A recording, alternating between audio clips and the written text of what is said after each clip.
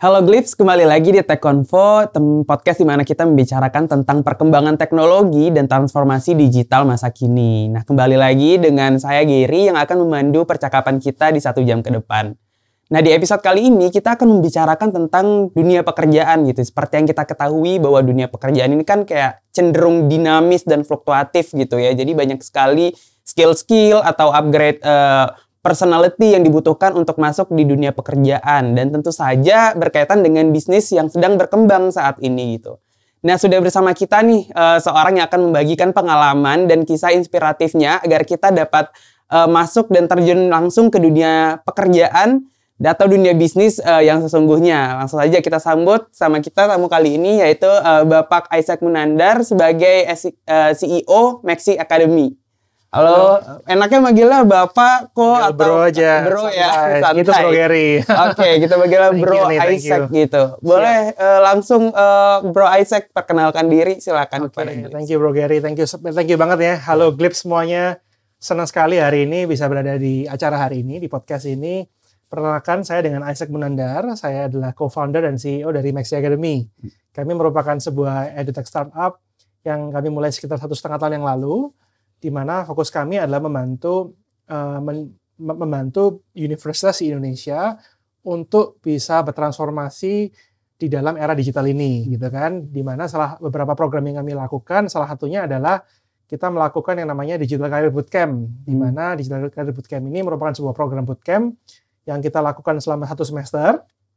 Itu adalah program gabungan antara pembelajaran digital skills dan nanti akan dikonekkan ke perusahaan untuk internship.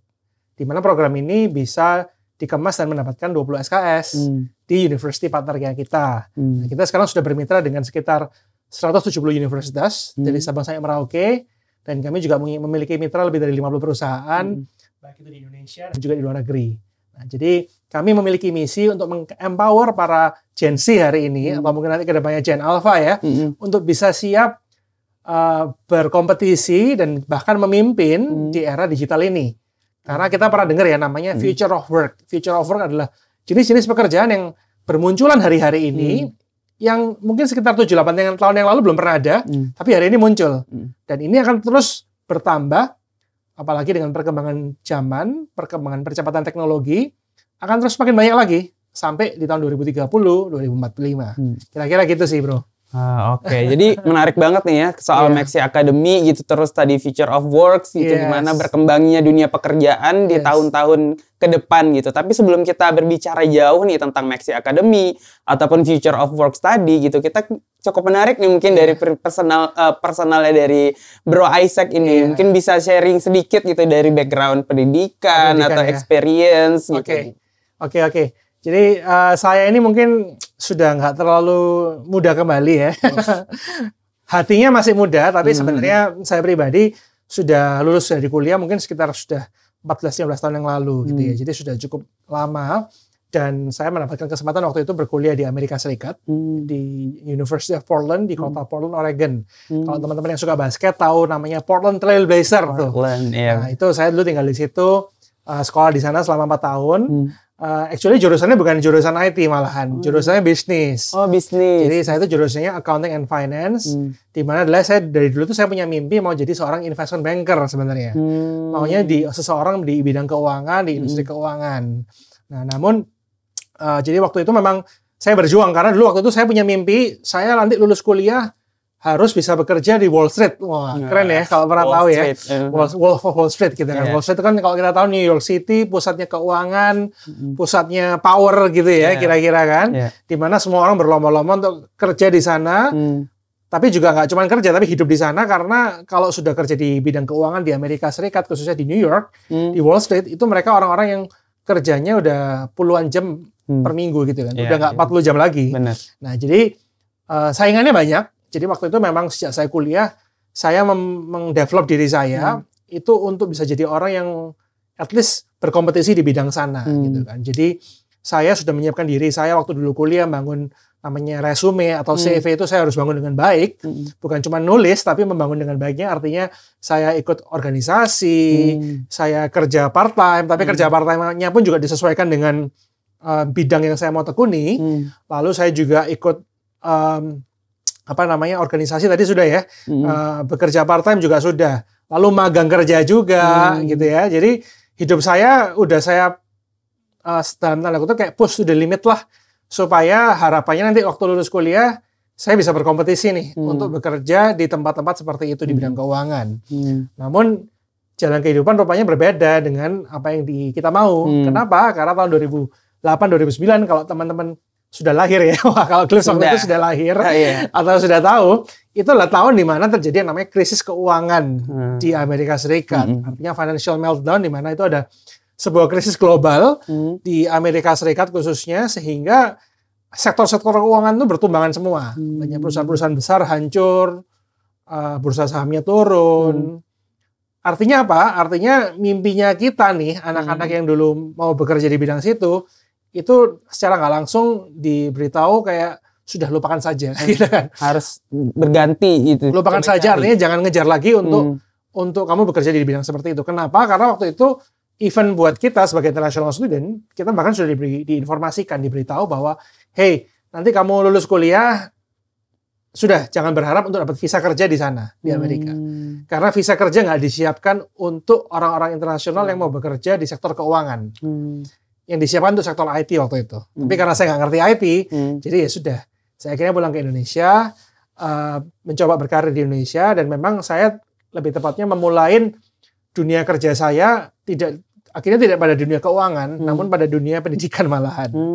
Dunia pendidikan kenapa? Karena waktu itu keluarga saya kebetulan mengelola organisasi pendidikan ya, yang sudah cukup lama waktu itu dan sedang membutuhkan bukan regenerasi sih, tapi sedang membutuhkan yang namanya perbaikan dalam sistem, dalam program gitu ya, karena terjadi perkembangan yang cukup cepat di 10 tahun sebelumnya. Jadi akhirnya terpaksa saya masuk dalam dunia pendidikan. Ceritanya gitu sih. I see. Jadi cukup berdinamis ya perjalanannya, dari pengen berkarir di bidang finance, terus karena ada tadi krisis, terus shifting ke dunia pendidikan. Tapi mungkin kita pengen tahu juga nih, Bro Isaac, soal kultur mungkin belajar tadi di Universitas Amerika, mungkin dari segi organisasi atau dari segi kesempatan magang, itu gimana? Apakah memang terbuka itu atau sebenarnya 11-12 aja gitu dengan di Indonesia sendiri? Oke. Sebenarnya kalau belajar di Amerika mungkin cukup berbeda ya, berbedanya cukup signifikan dengan Indonesia, karena mereka yang pertama memang konsep pendidikan di Amerika itu menekankan yang namanya liberal arts gitu kan. Artinya apa? Selama 2 tahun pertama kita berkuliah S1, kita tuh nggak pernah belum fokus belajar pada jurusan yang kita mau. Melainkan kita harus belajar semuanya. Jadi kamu bisa jurusan bisnis atau jurusan biologi atau jurusan matematika, tetap 2 tahun pertama kita harus belajar semua pelajaran yang sama. Kayak pelajaran dasar tentang bisnis itu bagaimana, kita harus belajar psikologi, kita harus belajar statistik, kalkulus gitu kan. Dan dari situ baru difokuskan di tahun ketiga dan tahun keempat fokus ke pendidikan sesuai dengan jurusan. Nah, namun memang karena bahasa Inggris itu adalah bahasa kedua kita, jadi tentunya challenge-nya juga banyak, karena kita mungkin waktu itu harus berusaha menerjemahkan apa yang dimaksudkan, harus mengerti. Dan waktu itu saya kuliah belum ada digital ya, belum ada, artinya waktu itu sudah ada Google tapi gitu. Handphone kita aja masih belum bisa internet. Waktu itu handphone kita cuma dipakai untuk SMS sama foto. Jadi impossible waktu itu untuk kita dikit-dikit cari informasi gitu kan. Beda kalau sama hari ini, kita nggak ngerti bahasa ini apa aja sambil nonton film di bioskop gitu ya, atau mungkin film Korea di Netflix aja kita bisa ngecek ke Google kan, artinya apa sih ini gitu kan. Nah waktu itu kita nggak ngerti, jadi akhirnya memang prosesnya lebih nggak mudah. Dan yang kedua adalah culture kita yang Asia ini menjadi sebuah tantangan sebenarnya waktu di negara Barat. Kenapa? Karena Asia ini kecenderungannya kan tidak outspoken ya, sukanya diem, terus kalau ditanya ada yang mau tanya, nggak ada yang nanya gitu kan. Beda kalau orang Western, orang bule itu nggak perlu dimintain nanya aja, mereka udah nanya duluan gitu kan. Bahkan dosen lagi ngomong, beberapa orang sudah angkat tangan gitu kan, dan berani ngomong, berani mengutarakan. Jadi itu adalah challenge gitu ya, sehingga buat saya waktu itu memang sebuah challenge buat saya, dan saya memang harus mencari cara bagaimana saya juga nggak ketinggalan nih gitu kan. Karena mungkin rada unik ya, orang Indonesia kadang-kadang kita ya, kalau orang nanya itu dipikir wah cari muka lu gitu kan. Benar. Kalau bule mungkin juga. Tapi kita nggak tahu. Tapi memang bule itu sudah kecenderungannya suka ngomong, suka nanya, berani bicara. Nah itu jadi tantangan dan itu akhirnya makanya saya harus join organisasi-organisasi di sana. Jadi saya waktu itu jadi ikut organisasi namanya Pi Beta Lambda atau kalau bahasa Inggrisnya itu Future Business Leaders of America. Itu adalah sebuah organisasi yang saya ikutin di kampus. Jadi pemimpin juga di situ. Akhirnya membuat saya untuk terpaksa harus berani ngomong. Nah, dan bahkan waktu dulu saya kerja pun saya juga memilih bekerja untuk di bidang yang lebih enak ya. Contohnya waktu itu saya kerja di kantor di Office of International Student. Kerjaan pertama saya jadi resepsionis waktu itu. Sama jadi admin. Bayangin Inggrisnya aja masih kacau, di awal-awal udah jadi admin dan jadi resepsionis gitu kan. Itu setiap kali saya angkat telepon tuh kadang-kadang doa dulu. Karena takut nih. Iya. Takutnya itu ngomongnya bisa, tapi nggak bisa dengerin tuh di si sebelah ngomong apa. Nah, tapi dari situ akhirnya men-challenge untuk mau berusaha, mau maju, mau berhasil. Jadi saya ini dulu waktu SMA bukan orang yang high achiever sih. Dulu waktu saya di SMA itu orangnya ya kalau bisa naik kelas itu ya disyukurin gitu ya.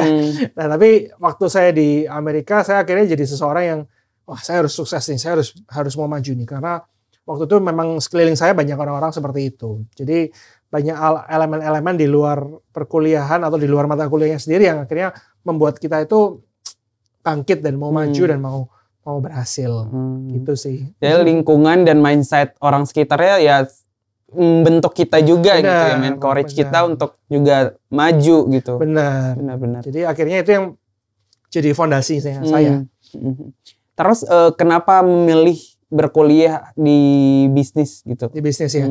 Karena memang saya ini suka bisnis gitu kan. Jadi saya nggak terlalu pinter sebenarnya kalau di bidang IPA gitu ya. Kalau di Indonesia kan kita SMA pilihannya IPA atau IPS.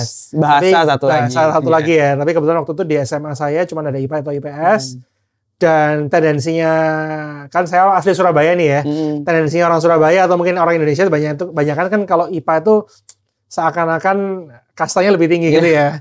Sama kayaknya. Bener ya. Mana-mana ibu. Padahal nilai matematika, fisika, kimia, dan biologi saya itu jelek semua. Tapi saya memberanikan diri dan memaksa saya harus masuk IPA gitu kan. Untuk berjuang aja. Meskipun pada akhirnya sampai lulus pun juga nilai saya juga pas gitu lah. Tapi saya merasa kekuatan saya bukan di situ, tapi memang saya itu punya mimpi ya harus jadi pengusaha. Itu memang mimpi saya dari kecil. Saya sebenarnya mau jadi pengusaha dan fokus saya memang waktu saya sejak SMA saya sudah membiasakan juga untuk memiliki mentor. Jadi saya nanya ke mentor saya waktu itu yang sudah usianya lebih tua dari saya mungkin sekitar 10-12 tahun. Saya nanya kira-kira jurusannya apa ya gitu kan. Kebetulan kekuatan saya ini dari kecil memang saya cukup kekuatan suka ngomong ya. Jadi suka jualan lebih tepatnya, bukan suka ngomong, suka jualan. Kemudian saya ini juga suka manajemen, suka leadership, berorganisasi dan juga saya ini orangnya juga cukup suka untuk melakukan segala sesuatu yang ada uangnya gitu kan. Jadi makanya suka berbisnis. Tapi memang waktu itu saya dapatkan saran, udah kamu kuliahnya jangan kuliah marketing, jangan kuliah sales gitu kan. Kenapa? Karena marketing itu ilmunya berubah terus gitu kan. Nah, jadi disarankan waktu itu kamu kuliah di accounting gitu kan. Itulah saya kira dari 4 mata pelajaran IPA itu yang paling bagus dari saya itu matematika. Paling bagus meskipun dia nggak bagus-bagus amat. Tapi paling bagus dari semuanya itu matematika. Kalau kalian tahu remedial ya, dulu itu saya kalau ujian UAS yang nggak remedi cuma matematika gitu kan. Jadi saya merasa kayaknya cukup oke lah, ya udah. Akhirnya saya jurusan di accounting dan finance. Meskipun pada perjalanannya saya nggak terlalu pakai skill saya itu di accounting dan finance. Tapi pemahamannya yang saya pakai untuk mengerti bagaimana sih untuk mengatur keuangan dengan baik, catatannya dan segala macam. Jadi udah ada interest ke bisnis dari lama gitu, bahkan punya mentor untuk mendapatkan insight soal dunia bisnis. Benar, karena saya memang dari kecil suka berbicara. Saya tuh kalau ngeliat orang sukses ya, saya tuh selalu kayak amazed gitu ya, amazed, dan saya tuh pingin mendapatkan kesempatan untuk nanya, bagaimana sih kamu kok bisa sukses? Resepnya apa gitu kan? Jadi saya pingin belajar dari orang, kira-kira gitu sih bro. I see, menarik. Terus kalau balik mungkin ke pembicaraan yang awalnya dari dunia finance tadi, future karirnya pengennya di finance, terus belum bisa terlaksana, beralih ke Indonesia dan milih untuk di bidang pendidikan. Itu kenapa itu, bro? Boleh di-share? Jadi pendidikan itu sebenarnya bukan suatu bidang yang awalnya saya mau tekuni sebenarnya. Namun karena memang keluarga saya backgroundnya di bidang pendidikan, artinya kita ada memiliki sekolah dan segala macam.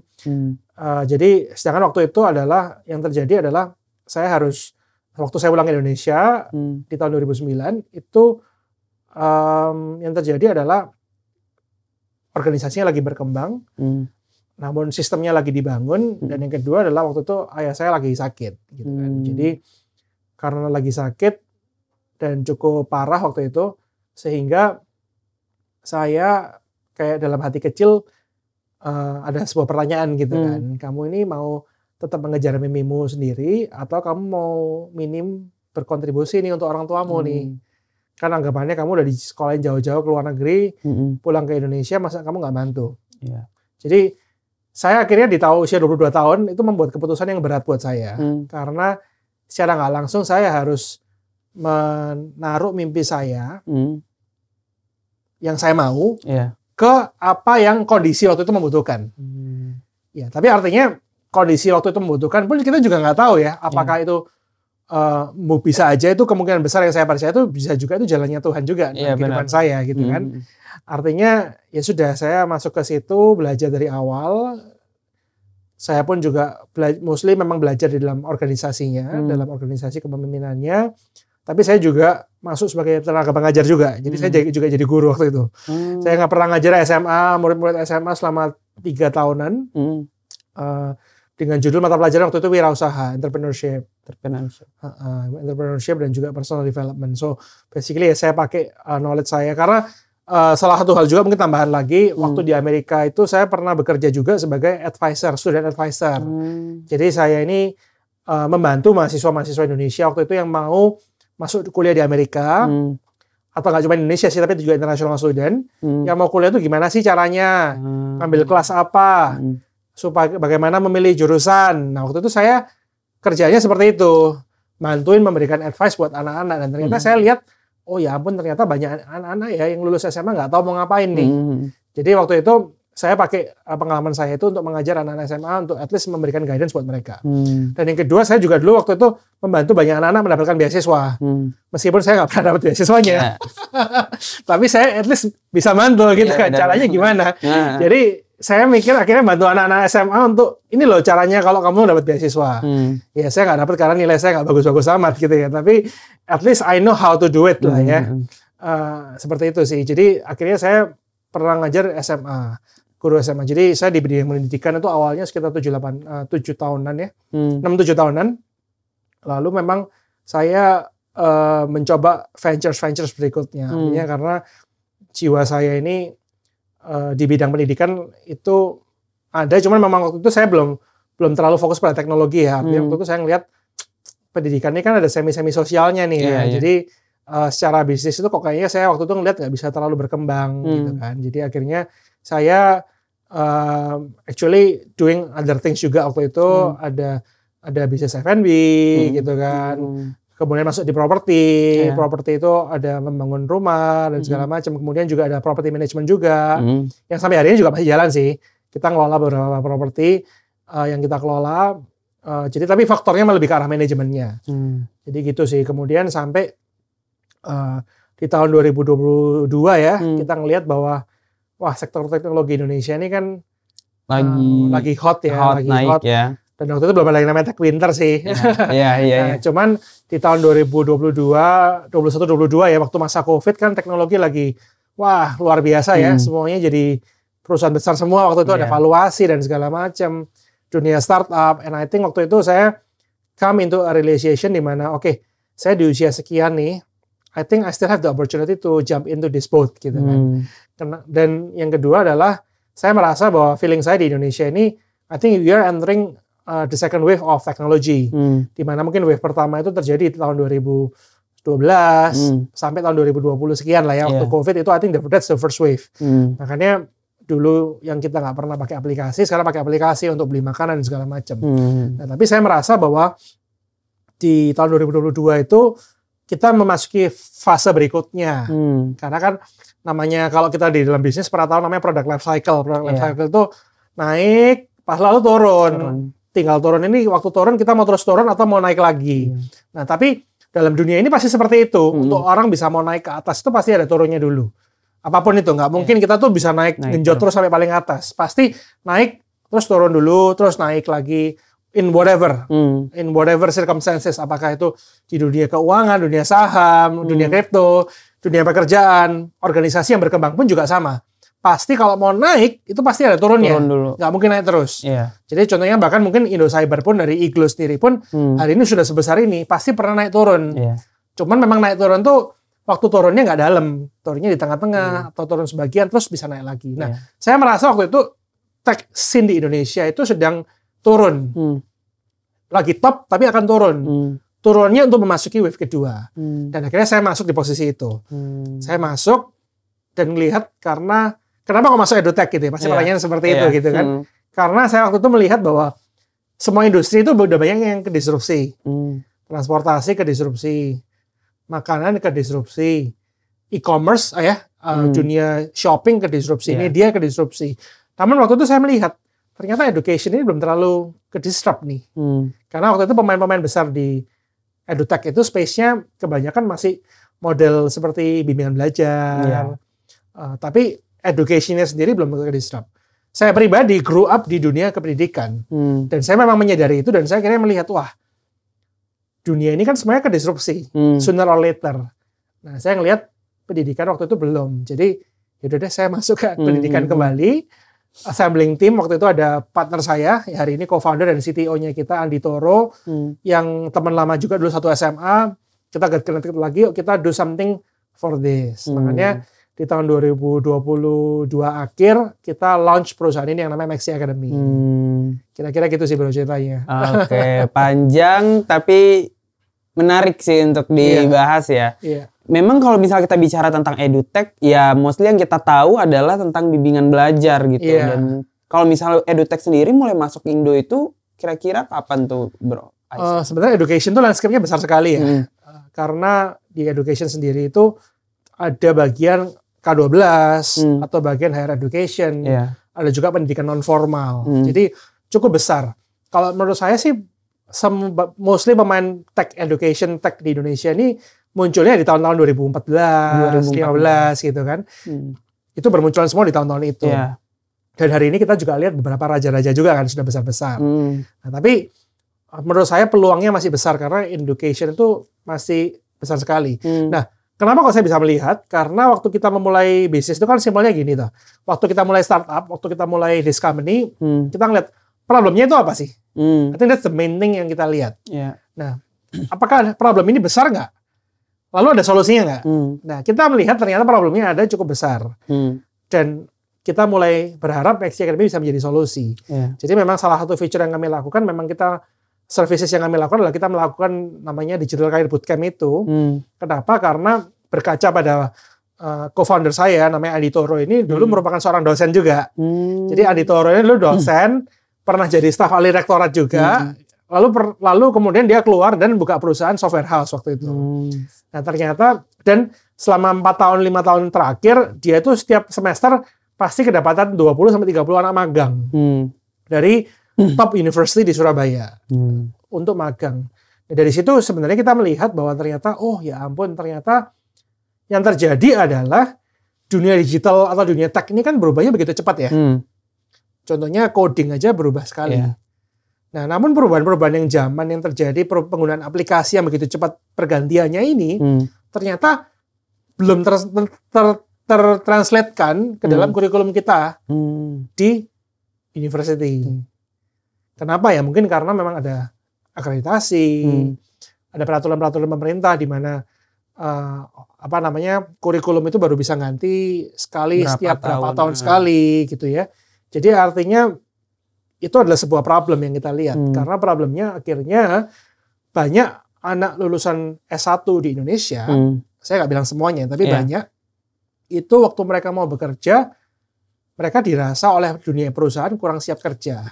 Padahal perusahaan kan mau hire fresh graduate ini kan maunya cepetan kerja gitu kan. Nah yang terjadi adalah perusahaan sendiri harus memberikan banyak pelatihan, mentoring untuk menuju ke sana. Di sini saya tidak bisa bilang ini salahnya siapa, namun karena tujuan kita bukan mencari tahu, tapi tujuannya ya udahlah, at least dengan apa yang kita punya pengalaman, apa yang kita tahu, apa yang kita bisa lakukan, yuk kita lakukan aja hari ini.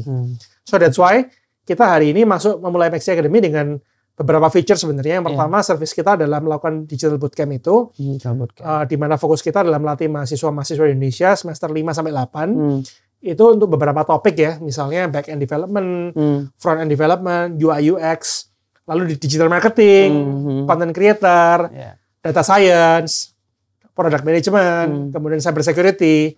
Itu adalah beberapa skill-skill, termasuk setelah lagi kita juga bakal launching gaming curriculum. Jadi curriculum game ini bukan ngajarin anak untuk jadi gamer, karena itu sebenarnya udah natural ya. Kita pun nggak perlu ngajarin, mereka udah jago. Tapi kita mau ngajarin anak mahasiswa di Indonesia tentang industri game itu. Bayangin, industri game sendiri ya, kalau kita bicara 15 tahun yang lalu lah ya, waktu kita lagi kuliah atau sekolah, kalau kita main game, kita pasti dimarahin. Benar. Orang tua, guru, dan segala macam. Benar nggak? Tapi hari ini, dengan kita pintar main game, kita bisa membanggakan nama Indonesia di dunia internasional, didukung presiden. Ada industrinya. Game industri sendiri, itu lebih besar daripada jumlahnya akan lebih besar daripada industri entertainment, film, musik itu dunia game akan lebih besar lagi. Angkanya itu billions of dollars. So kita bakal launch juga gaming curriculum itu. Nah tujuannya apa? Bukan melatih mahasiswa untuk menjadi e-sport, melainkan memberikan wacana wawasan dan memberikan pemahaman bahwa hey, this industry is very big. Kamu bisa berperan sebagai ini loh.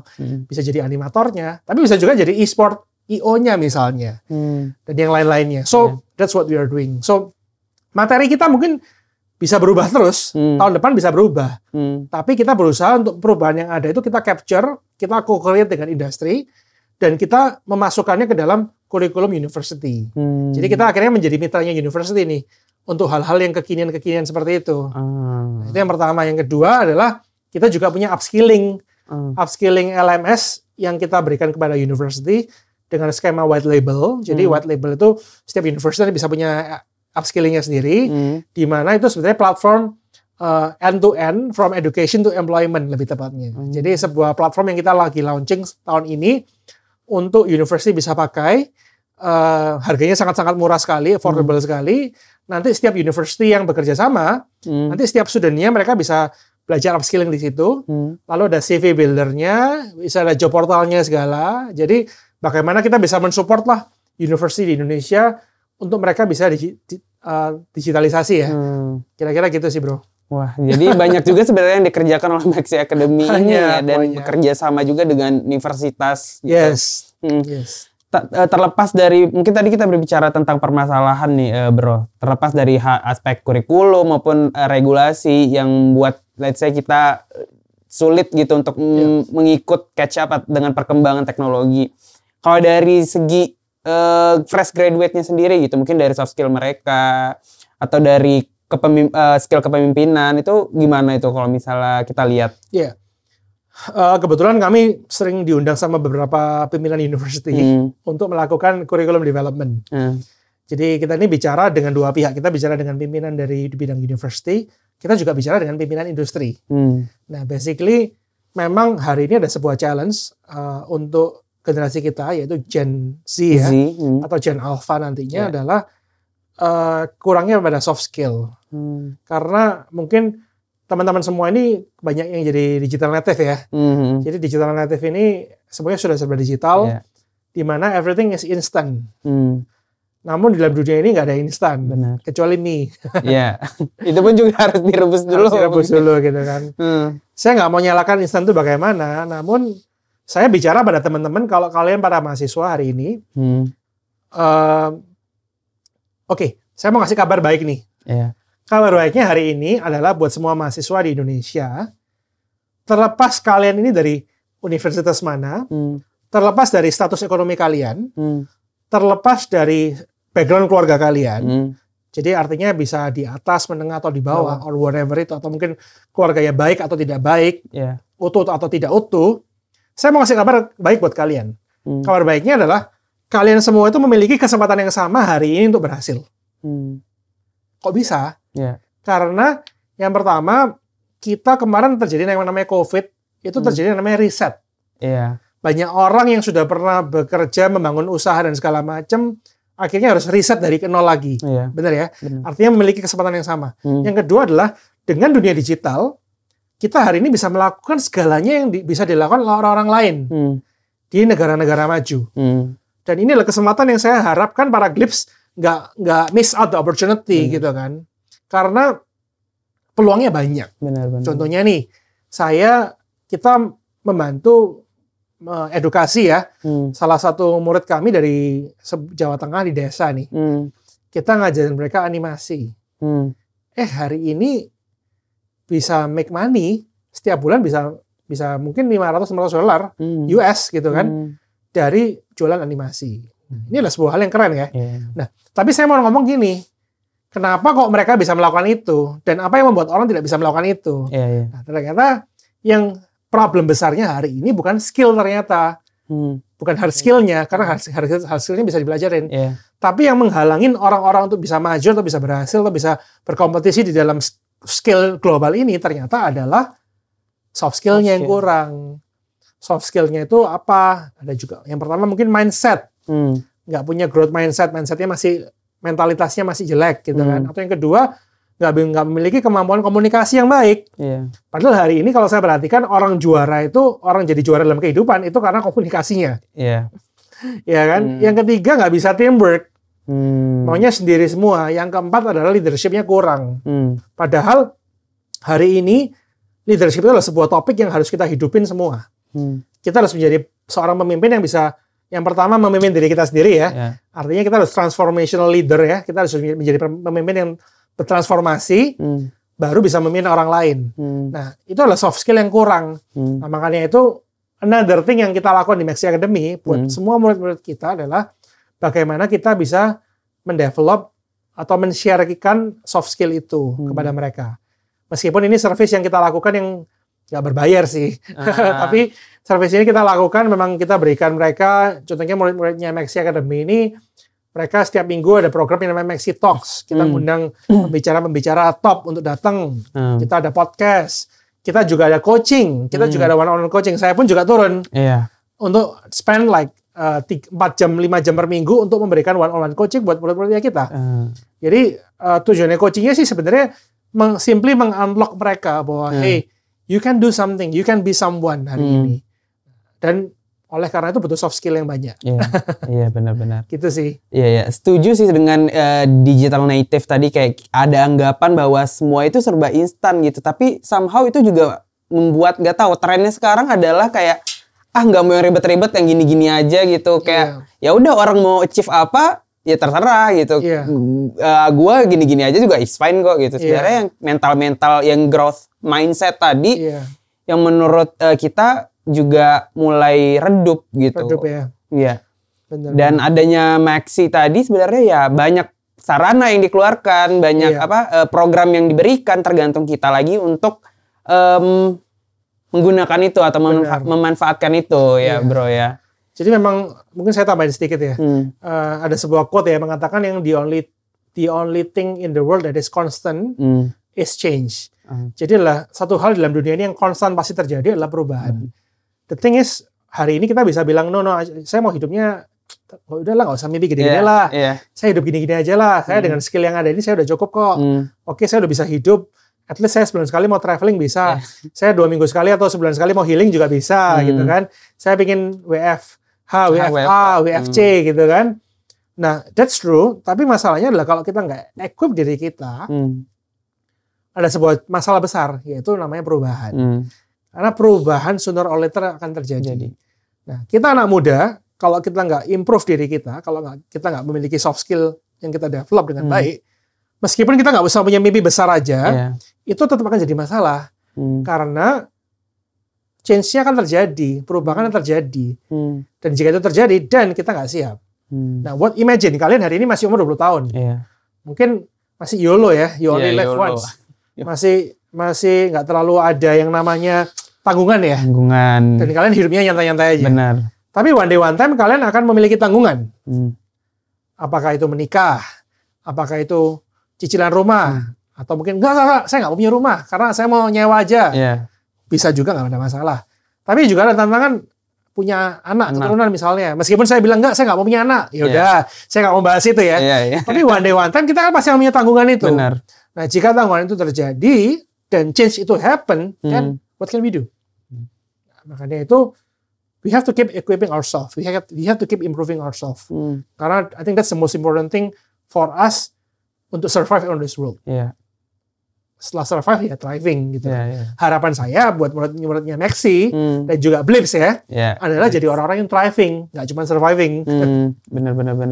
Benar sih, yang perubahan tadi emang mempengaruhi ya, berarti berperan penting gitu, gimana kita siap in case kalau ada perubahan let's say mendadak gitu, gimana kita siap menghadapi itu gitu.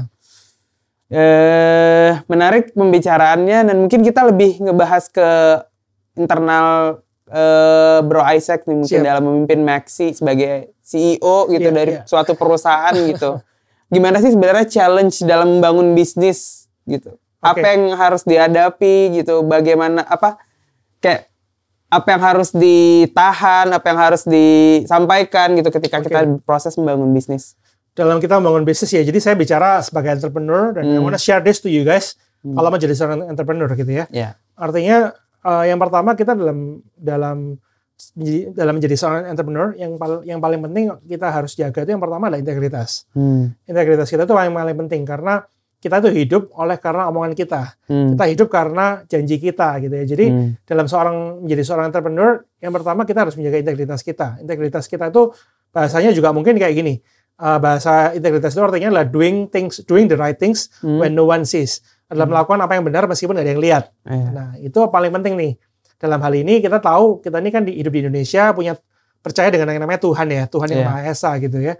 Jadi kita harus melihat bahwa integritas kita dengan iman kita pada Tuhan itu harus yang kita pegang sebagai seorang entrepreneur. Karena entrepreneur itu challenge-nya banyak. Kita harus memikirkan sebuah bisnis kita itu pagi, siang, malam. Lagi makan, bangun tidur pun aku terus mikir. Bukan aku terus mandi, tapi aku terus mikir dulu nih. Ini mau gimana, itu mau gimana. Lihat problemnya apa, cari solusinya apa. Kemudian kepercayaannya bagaimana. Kepercayaan ini banyak sekali, stakeholder-nya banyak. Ada investor juga gitu ya, bagaimana investor trust kita. Tapi jika kalian mulai usaha tanpa investor juga nggak apa-apa. Tapi bagaimana your team can trust you. That's another thing, right? Benar. Kita juga harus menjaga kepercayaan ini. Artinya kalau kita janji pada timnya kita dan mereka achieve, ya kita harus tepati janji kita. Benar. Itu yang pertama. Integritas is very important. Dan yang kedua tentunya integritas dan iman ya. Kalau saya ngomong iman dan integritas itu adalah sebuah hal yang nggak bisa dipisahkan karena it's connected. Saya nggak bicara agama apa, kepercayaan apa, tapi yang penting selama kita di Indonesia dan kita percaya dengan Tuhan yang Maha Esa dan iman, dan itu pasti bagian penting dalam kita semua sebagai warga Indonesia, right? Benar. So iman dan integritas adalah sebuah hal yang paling penting yang menjadi dasar utama dalam kita bekerja. Dan yang kedua barusan kita memikirkan yang lain-lainnya. Artinya problem bisnisnya apa, solusinya apa, pengembangan produk itu apa, maintain tim gimana, bagaimana tim itu tetap semangat, tetap memiliki visi, tetap visinya sama. Dan kita memang harus menjadi seorang pemimpin yang kedua ini mungkin pemimpin yang harus punya visi gitu ya. Punya visi tujuan. Karena apalagi kita di startup. Startup ini dinamikanya lebih tinggi. Benar. Contohnya apalagi yang susah ini saya masuk waktu Tech Winter nih. Tech Winter ini susahnya apa sih? Bukan masalah fundingnya. Masalahnya adalah banyak perusahaan layoff. Itu. Setiap hari dulu pernah ada berita ya. Perusahaan ini layoff 300 orang, perusahaan ini layoff 1.000 orang. 2.000 orang, tutup sana-sini. Masalahnya bukan kita ke layoff-nya, kita nggak layoff. Tapi itu menjadi sebuah mental pressure buat tim kita. Iya kan? Mereka juga bisa berpikir, saya juga startup nih. Apakah nanti perusahaan kita juga bakal ngalamin itu, right? So, kita harus bisa menjaga itu. Nah, makanya, we have to, as a leader, as an entrepreneur, we have to have a strong vision. Kita harus punya visi. Visinya kita mau kemana? At least membayangkan itu adalah tujuan yang saya mau capai. Tujuan pertama yang saya mau capai. Jadi contohnya nih, teman-teman mungkin pernah nyetir mobil ya. Kan Indonesia ini kan tolnya udah banyak sekarang. Trans Jawa, Trans Sumatera, ya kan. Yang di Kalimantan juga ada, Bali. di Bali, di mana-mana sudah bisa nyetir mobil ya. pasti pernah mengalami yang namanya road trip ya, nyetir mobil itu dengan perjalanan dengan jarak jauh. Itu adalah contoh yang saya analogikan paling gampang. Kenapa? Karena saya paling sering itu adalah saya setir mobil sebenarnya dari Surabaya ke Jakarta. Karena itu saya kebetulan asli Surabaya, kantor saya di Jakarta. Jadi traveling saya itu cukup heavy. Kadang naik pesawat, kadang naik kereta, kadang naik bis, kadang naik mobil gitu ya. Kalau akhir bulan naiknya bis, naik kereta gitu kan. Awal bulan naik pesawat jet skiing. Tapi kadang-kadang pesawat soalnya harganya terlalu mahal ya. Jadi kita datang sebagai sebuah tim 5 orang, 6 orang kita naik mobil. Nah, Surabaya Jakarta naik mobil itu sekitar 9 jam. 800 kilo. Nah, let's say kita memiliki visinya adalah dari Surabaya saya mau nyetir ke Jakarta. Oke? Dan saya harus mencapai Jakarta dalam waktu 12 jam misalnya. Kan let's say ke WC lah, makan dulu lah, minum kopi dan segala macam. Nah, itulah sebuah visi yang kita harus capai. Tujuannya jelas, saya mau ke Jakarta. Di tengah jalan ada godaan nih. Ternyata di Semarang ada konsernya Taylor Swift datang di Semarang gitu kan. Misalnya nih. Terus kemudian ada tiket gratis nih. Mau nggak mampir dulu? Ini contoh ya. Besar itu godaannya. Godaan besar kan? Lalu enggak, saya tetap harus sampai Jakarta nih. Lalu di tengah jalan di Cirebon ada godaan lain yang berikutnya. Udah ngantuk lah, udah capek lah, dan segala macam. Karena jadi pengusaha kita sering capek juga. Iya, pasti. Tapi kita tahu tujuannya mau kemana. So, selama kita belum mencapai tujuan, kita nggak bisa istirahat. Tapi oleh karena tujuan yang jelas itu, akhirnya kita bisa ngelewatin apapun itu. Artinya tim kita pun bisa tergoda. Tapi kita bilang, hey, the one over there di Jakarta itu ada sesuatu yang lebih baik lagi daripada ini.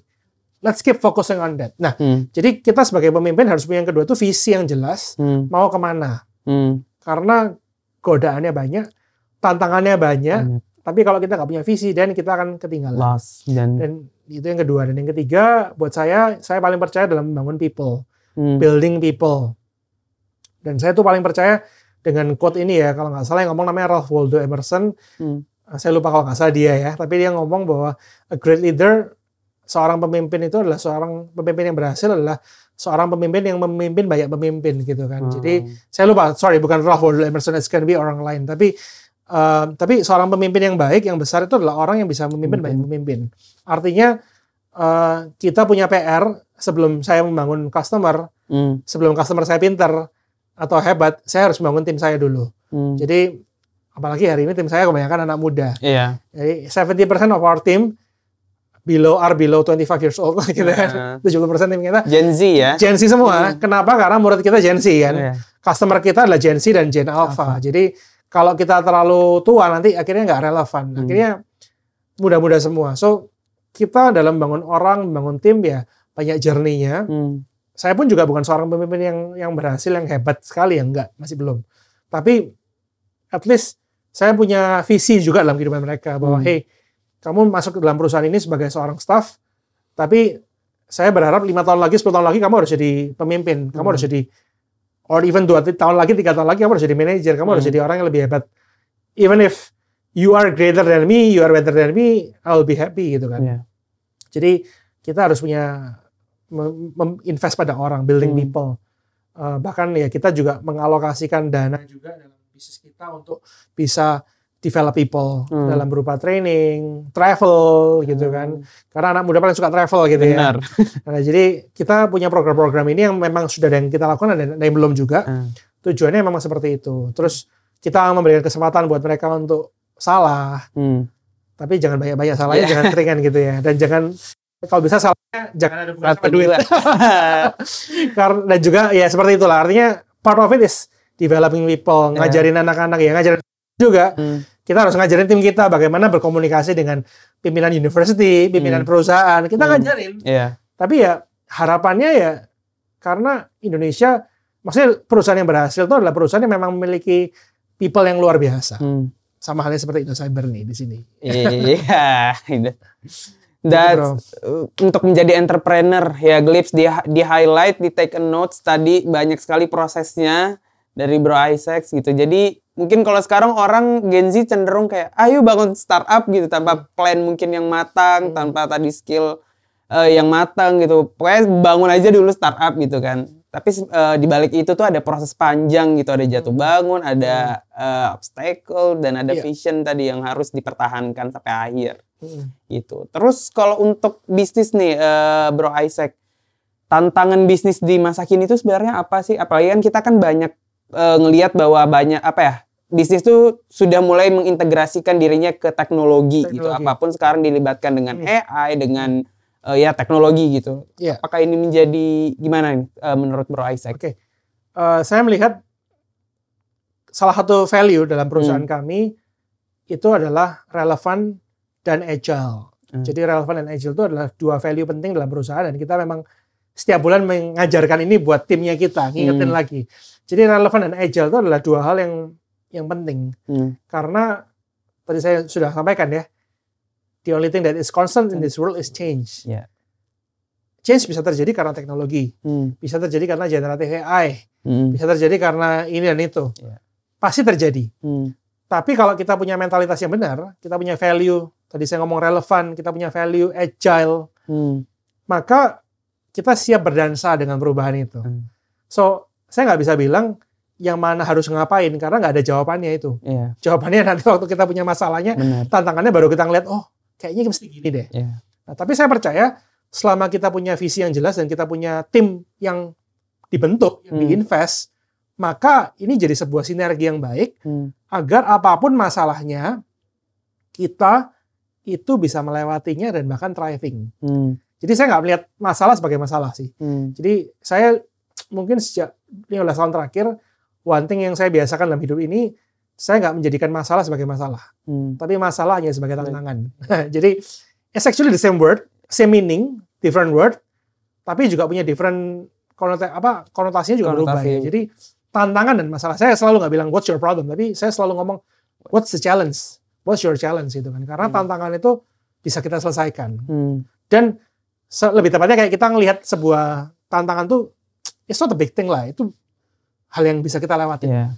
Jadi nggak usah terlalu gimana. Gitu. Nggak usah terlalu overthinking. Nggak usah overthinking, karena kan kita tuh kadang-kadang kalau overthinking mentalitasnya udah kena duluan, udah keder duluan ya, udah half empty dulu. Nah, tadi sebelum lucu nih, sebelum saya ketemu Bro ya, tadi menuju ke sini saya nonton video dari sharing dari CEO-nya Nvidia. Nvidia kan lagi gila-gilaan nih hari ini, stoknya naik gila-gilaan. Nvidia ya perusahaan ini. Jadi di Nvidia ini mereka bilang satu hal penting banget. Bahkan saya juga post di LinkedIn saya nih, karena inspirasi banget sama videonya itu, bahwa satu hal yang penting yang kadang-kadang kehilangan dalam anak-anak muda adalah resilience. Resilience adalah ketangguhan. Ketangguhan, bagaimana kita bisa memiliki ketangguhan despite of all the challenges yang ada. One thing, kita nggak bisa tahu masa depan kita. Kita nggak bisa predik dan kita nggak bisa mengontrol. Tapi yang kita bisa kontrol adalah respon kita dalam menghadapi perubahan, respon kita dalam menghadapi tantangan, respon kita dalam menghadapi apapun itu juga. Dan itulah resilience. Itu sih bro. I see. Resilience gitu ya. Gimana caranya kita jangan sampai kehilangan tadi resilience tadi udah di-highlight bahwa generasi kita cenderung kehilangan ketangguhan tadi. Gitu. Sementara let's say bisnis dunia saat ini tuh berkembang sangat cepat, juga persaingan juga sangat semakin ketat gitu. Jadi ya kita mau nggak mau harus tangguh gitu untuk menghadapi hal tersebut. Itu what's a real wonderful insight dari Bro Isaac. Nah, kita masuk ke segmen selanjutnya nih. Kita mau tanya insight dari Bro Isaac terkait suatu isu. Nah, isu kali ini adalah mungkin tentang tantangan skill di dunia kerja 5 tahun ke depan. Menurut Bro Isaac itu apa? Menurut saya kemarin kan saya sempat baca di LinkedIn tahun 2023 itu top 10 skill yang dibutuhkan di dunia di tahun 2023 ya. Itu ternyata 8 dari 10-nya itu sifatnya teknologi semua. Ada blockchain, ada AI dan segala macam. 2-nya itu baru kayak financial management dan yang lainnya. Jadi sebenarnya kalau saya bilang tantangan skill ya yang paling dibutuhkan untuk bisa berhasil dalam 5 tahun ke depan sebenarnya adalah soft skill sebenarnya. Soft skill. Yaitu yang saya ngomong tadi, resilient itu. Resilient, komunikasi, leadership dan teamwork itu adalah sebuah hal yang kita harus pegang. Karena technical skill itu bisa kita pelajari. Hari ini kita punya namanya generative AI. Saya pun yang nggak pernah punya degree IT, by the way saya juga punya sekolah coding buat anak-anak. Jadi saya juga punya sekolah, one of the side business adalah saya punya sekolah coding untuk anak-anak umur 4-16 tahun.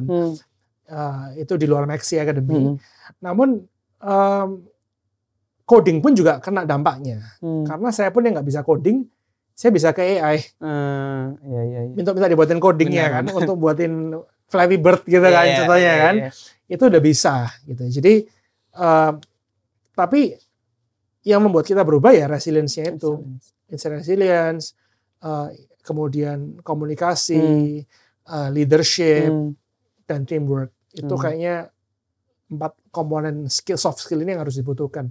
Kalau menurut saya, I think it's quite unexpected answer actually for some people, karena kita ini lagi segmen podcast teknologi nih, ngomongnya kayak gini. Karena teknologi can change, teknologi bisa berubah, tapi 4 hal itu nggak bisa berubah, gitu. Justru itu menurut mungkin bagian orang itu adalah pondasinya gitu untuk bisa achieve atau bisa mastering di hard skill gitu, mana kita bisa punya manajemen diri yang baik gitu mungkin. Dan tentu saja itu bisa dilatih gitu ya bro. Bisa dilatih. Karena butuh proses ya. Katanya butuh 40 hari atau butuh 40 jam atau mungkin katanya Malcolm Gladwell butuh 10.000 jam untuk bisa mendapatkan skill itu. Jadi kalau kalian hari ini merasa kak aku nih inspire banget nih dengerin ini, tapi aku tuh nggak ngerti resilient, aku ini orang bukan tangguh nih, saya ini nggak bisa komunikasi. It's okay, just practice. Tapi yang paling penting adalah setelah dengarkan ini, you have to do your first step. Benar. Untuk do that, just do it ya katanya Nike gitu kan. Just do it, lakukan itu, dan lakukan itu setiap hari sampai 10.000 jam. Sampai itu akhirnya jadi mendarah daging dalam kehidupan kita. Oke, jadi the key is lakukan ya, jangan ngelihat, aduh pengen dah gini, abis itu lewat gitu, aduh pengen gini, abis itu ya udah nggak dilakuin gitu. The first step is very important ya guys. Lalu kita masuk ke segmen selanjutnya, ini lebih ke fun segmen sih. Kita pengen lihat atau cari tahu insight dari Bro Isaac, simple aja gitu ya. Jadi nama segmennya adalah Quick Rapid Questions. Jadi ada 2 option yang akan kita berikan, terus pilih salah satu dan kenapa. Yang pertama adalah WFH atau WFO dan kenapa. Wah, ini pertanyaan yang susah nih ya. Saya akan jawab dengan kacamata saya sebagai seorang entrepreneur dan sebagai seorang startup founder ya. Jadi bukan sebagai pribadi saya. Kalau startup founder, saya suka WFO ya. WFO. Dan kebetulan perusahaan kami menekankan WFO. Kenapa? Karena kami ini masih baru mulain perusahaannya 1,5 tahun, dan komunikasi itu perlu intens. Dan sebenarnya dalam kita membangun tim, yang pentingnya itu sebenarnya bukan di rapatnya, bukan waktu kita rapat atau kita bekerja. Namun yang dalam penting waktu kita membangun tim itu adalah hal-hal di luar itu. Contohnya lagi mau ke WC, kita ngobrol bareng sama teman kita ke WC. Kita lagi ngebuat kopi, ngobrol sambil buat kopi. Kemudian lagi ini celentuk sana sini. Itu sebenarnya lebih penting daripada bekerjanya. Ini kalau kita bicara dengan sudut pandang membangun tim ya. Membangun tim. Karena bekerja itu bisa dilakukan kapanpun, tapi karena kita lagi bangun sebuah startup dan kita butuh fondasi yang kuat, maka kita perlu itunya. Jadi WFO-nya seperti itu. Kecuali kalau kita WFH, kadang-kadang kita WFH itu terpaksa, kalau terpaksa pun itu ada Zoom call yang nyala terus. Jadi anytime ngomong tinggal ngomong gitu kan. Kayak gitu sih. The bond gitu ya, bonding gitu. Yang kedua bisnis. Ini kita ganti deh, kayak bisnis di bidang tech atau bisnis di bidang retail. Oh, tech atau retail ya? Tentunya teknologi. Teknologi. Gitu, karena saya memutuskan nih, saya ini kayak all in ceritanya di teknologi. Nggak boleh mikirkan yang lain. Dulu sempat kepikir ya, doing like mining, energy gitu. Kayaknya kan keren ya. Indonesia itu kan konglonya itu harus dari mining atau energy gitu kan. Tapi buat saya, I'm a firm belief in technology, karena teknologi itu shifting banyak hal. Dan kita lagi dalam fase transformasi digital yang luar biasa terjadi di Indonesia. So it's a good opportunity untuk kita bangun itu. Dengan modal yang singkat. Teknologi ya. Yang ketiga, sebenarnya kita udah tahu sih ini jawabannya, hard skill atau soft skill. Soft skill. Tadi udah di-sharingin soalnya. Tadi udah dijelaskan ya. Yang keempat, iPad or laptop? Saya laptop. Kenapa? Karena saya ini punya kebiasaan yang unik, yaitu suka ngetik. Jadi buat saya kadang-kadang nggak ada, kayak sekarang ya kita udah ngobrol 1 jam dan nggak ada yang saya ketik, ini saya pusing kadang-kadang. Kenapa? Karena saya tuh ngetik bukan untuk jawabin chat, tapi saya ngetik tuh untuk mengingat. Jadi saya kebetulan di tim kami juga pakai aplikasi Notion ya. Everything is noted gitu kan. Jadi saya tuh kemana-mana bawa handphone atau bawa laptop, karena sukanya ngetik. Kalau ngobrol pun saya meeting itu saya selalu ngetik. Tujuannya untuk nginget sih. Jadi that's how I memorize things. Meskipun saya jarang buka catatannya lagi. Tapi saya ingat gara-gara ngetik. Nah, ngetik di iPad itu susah. Jadi lebih simpel, lebih gampang kalau di laptop gitu. Iya. It's a good habit actually. Yang kelima, kendaraan pribadi atau transportasi publik. Kalau di Jakarta ini saya transportasi publik. Wah, transportasi publik. Meskipun saya berapa kali bawa kendaraan pribadi, tapi lebih stressful. Karena nggak bisa kerja di jalan. Tapi kalau publik itu luar biasa banget. Dan karena saya itu biasakan diri saya ya, saya selalu mapping hari saya. Jadi hari saya ini contohnya hari ini itu kan gini, saya tuh mau achieve banyak hal dan saya tuh mau efektif. Jadi caranya adalah saya tuh kalau meeting saya bagikan. Contohnya hari ini saya meetingnya via Zoom semua. Saya hari ini meetingnya di mana? Saya hari ini meeting di Jakarta misalnya. Kalau saya lagi meeting di Jakarta sepanjang hari itu, jangan kaget kalau lihat jadwal saya. Saya sehari bisa meeting 6-7 meeting di Jakarta. Bayangin. Kok bisa tahu? Kok bisa gitu caranya gimana? Saya bahkan kadang-kadang meeting dari jam 7 pagi. 7:30, 7 udah meeting sampai jam 9-10 malam. Nah, caranya adalah mengklaster tempat-tempatnya itu sesuai tempat yang berdekatan semua. Saya pernah sehari itu bisa 7 meeting, 8 meeting.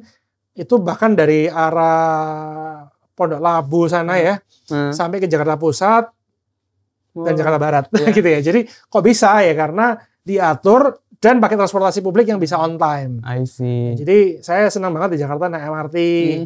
Terus kemudian bulan 2 minggu yang lalu saya nyoba tuh KRL. Karena kan saya pendatang ya, by the way saya ini pendatang dari Surabaya ke Jakarta merantau nih. Saya naik KRL ternyata very nice dan akhirnya bisa meeting on time. Saya dari Jakarta jalan 1,5 jam kemudian sudah meeting di BSD. Dan itu bisa terjadi karena KRL gitu kan. Kalau naik mobil biasa belum tentu bisa. Macet pasti. Benar. Jadi meskipun berdiri dan berdesak-desakan, tapi ya sudahlah. Yang penting on time-nya. Jadi saya suka transportasi publik karena itu. Jadi ada efisiensi dalam segi waktu gitu. Efisiensi waktu dan nggak perlu mikir kadang-kadang. Karena kadang-kadang di Jakarta ya bawa kendaraan pribadi pun juga ada challenge-nya cari parkir. Benar. Susahnya di situ. Jadi kalau saya naik kendaraan pribadi malahan harus tiba di lokasi 15 menit sebelum rapat. Tapi kalau naik transportasi publik datang 5 menit sebelumnya masih bisa. Oke. That's it untuk quick rapid questions. Dan gak kerasa udah sejam kita ngobrol bareng Bro Isaac. Udah banyak banget insight yang kita dapatkan. Mulai dari tadi bagaimana sih sekolah, pengalaman, experience sekolah di US. Terus juga bagaimana caranya membangun bisnis atau menjadi entrepreneur. Juga dari Maxi Academy sendiri gitu ya. Jadi banyak banget insight-insight yang udah kita dapatkan.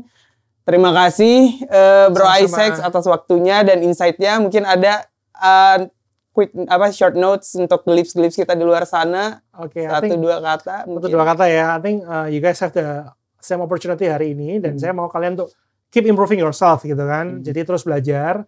Kalau mau belajar tentang skill teknologi bisa ke Indocyber atau bisa ke Maxi Academy juga gitu kan. Kalau lagi kuliah mau cari bootcamp, mau cari magang, mau cari arahan karir ya, bisa DM aja di Maxi. Nanti saya pun juga kadang-kadang sering balesin juga. Jadi if you need anything about career preparation, about life, just come talk to us. Karena penting banget untuk kalian bisa maju dan berhasil itu butuh mentor. Gitu. Itu ya Glips dicatat, tinggal ini masalahnya apa, solusinya udah ada gitu, tinggal dicari gitu dan dilakukan.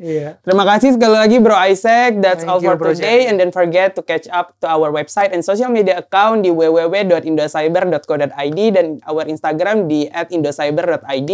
Dan jangan lupa untuk subscribe, like, dan put your best comment below. Thank you for watching and I'll see you in the next episode. Bye Glips. Bye.